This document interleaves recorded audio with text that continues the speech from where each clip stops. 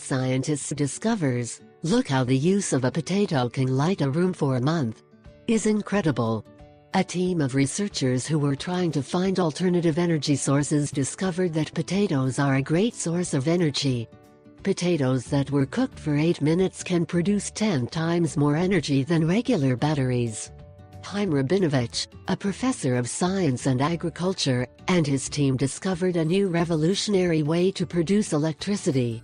They took potato slices, placed them between a copper cathode and a zinc anode, connected them with a cable, and discovered that this design can be used to illuminate a room with LED lights for up to 40 days. They were able to prove that potatoes can turn on electronic devices with the tenth of a price of normal AA batteries.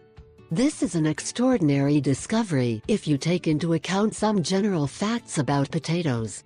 First, they can grow almost anywhere, in all climates and in all seasons. Second, the world abounds with potatoes. There is never a shortage of potatoes. Finally, it must be remembered that potatoes are not a source of energy. They are limited to energy, acting as a bridge between all the metal. They allow electrons to travel through the wire, thus creating electricity. And the best thing is that potatoes are rich in starch, which allows them to be stored for months